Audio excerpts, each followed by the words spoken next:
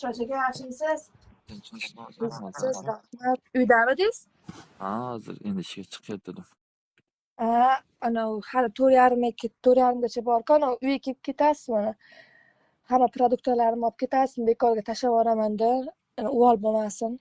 Ha, Yo'q, просто kerakmas-da o'shanga. tinchlikmi?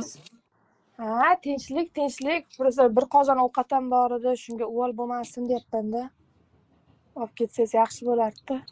Ba'zi siz ham produkt qilasiz-ku, bekorga o'shanga pulingiz sarflamang deyapman. Uyda men ovqatim bor, ovqat qilib. Yo, mayli, ovqatingiz yo'q demayapman. Просто shuncha produktni uvol bo'lmasin, tashlab yuborsam uvol bo'ladi-da. Undan ko'ra sizga berib yubora qolay deyapman-da. Hozir o'taman. Ha? Hozir o'taman. Bo'pti. Alo, Siroj aka, mana kelyapsizmi? Ketaman deyapti. mana hozir chiqdim ishdan. Boryapman. To'g'ri, keng bo'pti.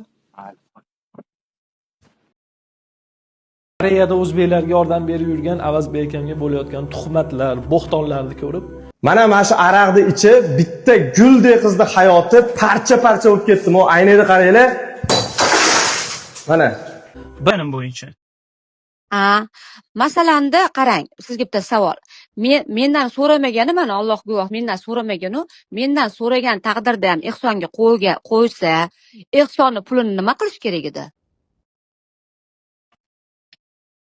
Ehsonni pulini o'sha kimga yig'yapti pulni?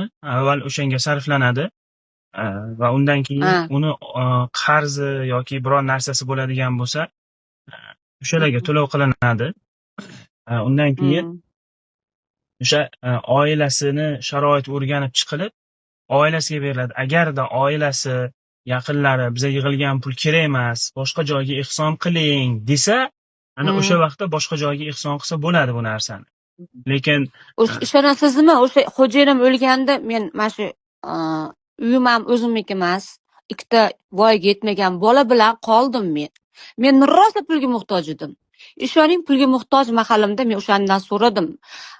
Shunchalik qilib ehsonga qo'yibsanmi? Bolalarim uchun 5000 jo'nat dedim. Bermadi, bir tigim bermadi. Men o'sha mahaldami Allohga solib kelaman buni. Chunki hech mayli pul bermasang ham videolarini ol, erim desam videolarini ham olmadi.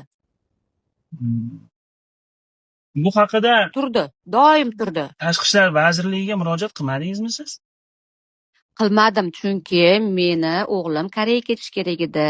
Imtihondan o'tuvdi. Men bu avaz haromi bilan olishgani kuchim yo'q, o'g'lim ag'da tursa, qo'rqardim bergani.